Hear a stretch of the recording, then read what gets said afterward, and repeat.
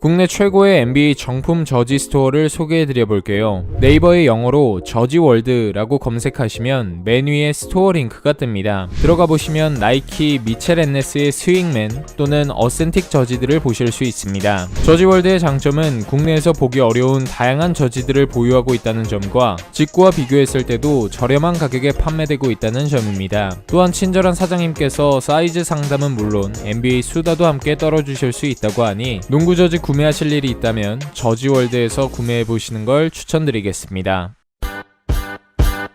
NBA에는 수많은 국가의 엘리트 선수들이 모여있고 비미국인 NBA 선수들은 리그에 데뷔한 것 자체만으로도 자신의 국가를 대표하는 농구 아이콘이 되기도 합니다. 요즘에는 미국 국적이 아닌 선수들도 탁월한 실력을 뽐내며 재능을 인정받고 있지만 2000년대까지만 하더라도 비미국인 선수들은 주목받기 힘든 리그였습니다. 그러나 그 당시 낮은 드래프트 순위로 NBA에 입성해 4번의 우승과 파이널 MVP까지 거머쥔 프랑스를 대표하는 NBA 레전드가 있는데요. 이 선수는 바로 샌안토니오 스퍼스의 전성기를 지휘한 토니 파커입니다. 188cm라는 왜소한 신장으로 어떻게 한 팀을 상징하는 레전드가 될 수 있었는지 17년 연속 플레이오프 진출을 이끈 프랑스 농구 영웅의 커리어를 리와인드 해봅시다. 1982년 5월 17일 벨기에에서 태어난 토니 파커는 프랑스로 이사하여 유년기를 파리에서 보냈습니다. 유럽 리그에서 뛰고 있던 아버지의 영향을 받아 일찍부터 농구를 접하게 되었고 부모님의 다른 국적으로 인해 두 가지 세계의 장점을 흡수하며 성장해 갔습니다. 아버지는 파커가 언제나 자신감 넘치게 살도록 가르친 반면 어머니는 잘 될 때나 안 될 때나 균형을 잡을 수 있도록 도와주셨다고 합니다. 그렇게 농구를 즐기고 있던 파커가 NBA 선수라는 꿈을 꾸게 된 순간은 시카고로 떠난 9살 여름방학 때였습니다. 아버지와 함께 마이클 조던의 플레이를 직관하면서 단숨에 마음을 사로잡혔고 프랑스로 돌아가 유소년 클럽에 등록하여 본격적으로 농구를 시작했습니다. 농구 전문학교에서 기본기를 쌓고 2년간 프랑스 아마추어 리그에서 뛴 다음 17살 때 프랑스 프로리그 팀에 입단하면서 목표를 향해 빠르게 나아갔습니다. 그리고 1년 뒤 전 세계 최고의 고교 선수들이 모인다는 나이키 훅 서밋 대회에 초청받았는데요. 유럽 올스타 팀 소속으로 20득점 7어시스트 포함 훌륭한 활약을 펼치면서 자신의 실력을 가감없이 선보였습니다. 그의 플레이를 보고 NCAA 소속 대학들이 러브콜을 보내기도 했으나 파커는 대학 입학을 포기하고 프랑스로 돌아가 내년 NBA 드래프트 준비에 매진했습니다. 유럽 선수들이 그다지 각광받지 않았던 당시 상황상 파커는 드래프트에서 상위 픽으로 지명받진 못했는데요. 하지만 그로 인해 그를 눈여겨본 샌안토니오 스퍼스에게 1라운드 28픽으로 지명되어 NBA 진출이라는 꿈을 이루게 됩니다. 원하는 원석을 품게 된 포포비치는 루키 시즌부터 그를 혹독하게 교육하기 시작했습니다. 개막 전 9득점을 시작으로 4경기에서 평균 20분 정도의 출전 시간을 받고 있던 파커는 5번째 경기부터 바로 주전 포인트 가드로 나서라는 막중한 임무를 받았습니다. 주전이 되자마자 바로 7연승을 이끌며 흡족한 성과를 냈으나 갑작스러운 실전 교육이었던 만큼 매번 경기가 끝나고 나면 제가 잘하고 있는 것이 맞나요? 라고 물었다고 하는데요. 그때마다 pop은 잘하고 있으니까 제발 그딴 것 좀 묻지마 라면서 주어진 상황에 맞게 성장하도록 계속 그를 몰아붙였습니다. 루키 시즌 평균 9.2득점, 4.3어시스트를 기록하면서 루키 퍼스트 팀에 선정되었고 소포모어 시즌부터는 정경기 주전으로 나서면서 팀을 진두지휘하게 되었습니다. 늘어난 출전 시간만큼 야투 성공률과 평균 득점, 어시스트까지 주요 스탯을 한층 끌어올렸는데 포포비치 감독의 분노도 끌어올랐습니다. 60승 고지를 밟으면서 팀은 리그 1위로 순항하고 있었지만 경기 중에 파커가 실수로 어이없는 턴오버를 할 때마다 타임아웃을 불러 호통을 치는 일이 일상이었습니다. 1번 시드로 올라간 플레이오프에서는 팀 덩컨의 활약을 필두로 간만에 LA 레이커스를 꺾고 파이널까지 진출했으나 상대팀에 있던 제이슨 키드 영입설이 돌기 시작하면서 팀 내 입지를 걱정해야 하는 상황이 만들어지기도 했습니다. 하지만 파커는 그 상황을 동기부여로 활용해 이를 악물고 리그 최고의 포인트 가드와 정면으로 맞붙었는데요. 1옵션은 덩컨이었지만 파커 또한 평균 14득점, 4.2어시스트를 기록하면서 주축 멤버로서 최선을 다했습니다. 3차전에서는 팀 내 최다 득점인 26점을 올리며 귀중한 훌륭한 1승에 기여했고 시리즈 내내 높은 에너지 레벨을 유지한 결과 최종 4승 2패로 생애 첫 우승 반지를 손에 넣을 수 있었습니다.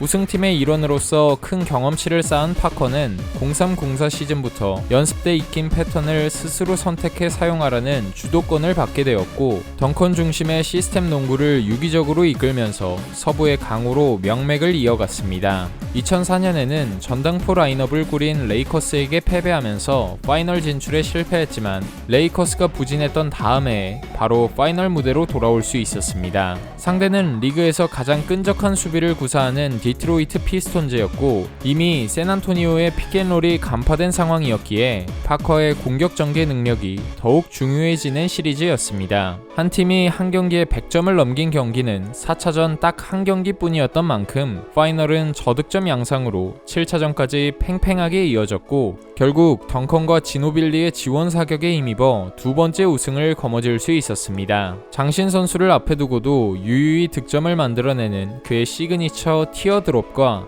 날쌘 림 드라이브는 포포비치도 최고의 피니셔라고 치켜세울 정도였는데요. 그러나 파커의 두드러진 약점은 점프슛이었습니다. 슛에 대해서는 쓴소리를 하면서 개선해야 할 숙제를 알려줬고 파커는 그 혹평을 호평으로 바꾸기 위해 슈팅 코치를 기용해 여름 내내 슛폼 개선에 매진했습니다. 특훈을 거치고 맞이한 05-06 시즌, 지난 시즌보다 약 7%가량 증가한 커리어 하이 야투 성공률을 만들어냈고 NBA 커리어 5년 만에 첫 올스타에 선정되는 영예를 얻었습니다. 홉은 파커에게 내가 잘하는 플레이를 하라고 말하면서 볼 배급보다 공격적인 플레이를 요구했고 이는 파커의 스코어러 본능을 일깨워줬습니다. 미숙하던 20대 초반을 지나 올스타 가드로 성장한 파커는 06-07 시즌에 물오른 기량을 선보이며 팀을 다시 파이널 무대로 이끌었는데요. 상대는 22살의 앳된 르브론이 이끄는 클리블랜드 캐벌리어스였고 이 시리즈에서 에이스로 나선 선수는 파커였습니다. 르브론이 탄탄한 골밑 수비에 묶인 사이 파커는 1, 2차전 최다 득점자로 나서면서 2연승을 이끌었고 원정에서도 기복 없는 야투율로 클리블랜드의 수비를 휘저었습니다. 공수양면으로 상대를 완전히 압도한 스퍼스는 클리블랜드를 상대로 4연승을 거두면서 2년 만에 챔피언 자리를 되찾을 수 있었습니다. 파이널 평균 24.5득점, 야투율 56.8%를 기록한 파커는 파이널 MVP까지 수상하면서 최고의 한 해를 보냈습니다. 두 시즌에 한 번씩 벌써 3번의 우승을 경험한 파커는 현실에 안주하지 않고 더 많은 타이틀을 원했는데요. 다음 해에는 컨퍼런스 파이널에서 레이커스에게 가로막혔고 08-09 시즌에는 1라운드에서 일찍 시즌을 마감했지만 파커는 계속 발전해 나갔습니다. 닭도령 플레이가 줄을 이뤘던 커리어 초창기가 생각나지 않을 정도로 파커의 슈팅은 정교해져 평균 득점 커리어 하이를 22점으로 갈아치웠고 플레이오프에서는 30득점에 가까운 화력을 선보였습니다. 상대하기 한층 더 까다로운 포인트 가드로 발전을 이뤄낸 시즌인 동시에 시즌 아웃되었던 지노빌리의 공백이 더욱 아쉬웠던 시즌이었습니다. 09-10 시즌에도 여전히 승률은 서부 상위권이었지만 파이널 문턱에서 번번이 가로막히자 팀의 변화가 필요하다는 얘기가 돌았는데요. 이에 대해 스퍼스와 포포비치 감독이 내놓은 돌파구는 새로운 선수 수급이 아닌 파커를 살리는 전술 변화였습니다. 2011년 오프 시즌에 유로바스켓 대회에 출전해 프랑스 대표팀을 결승으로 이끈 파커의 저돌적인 모습을 본 것이 변화의 시작이었습니다. 우리는 다음 레벨로 가야 해. 그러기 위해서는 너의 게임 방식으로 우리를 새로운 단계로 이끌어줘. 파커에게 이 말을 건넨 후부터 샌안토니오는 포스트 지역 중심 농구에서 퍼리미터 지역을 공략하는 빠른 페이스 농구로 전술을 바꿨습니다. 리더가 되면서 파커가 짊어진 책임은 더욱 막중해졌는데 2007년 우승 이후로 타이틀을 다시 찾아오는 일은 좀처럼 쉬운 일이 아니었습니다. 2011년에는 1라운드에서 8번 시드 멤피스 그리즐리스에게 업셋, 2012년에는 컨퍼런스 파이널에서 오클라호마 시티 썬더에게 2연승 이후 리버스 스윕으로 탈락,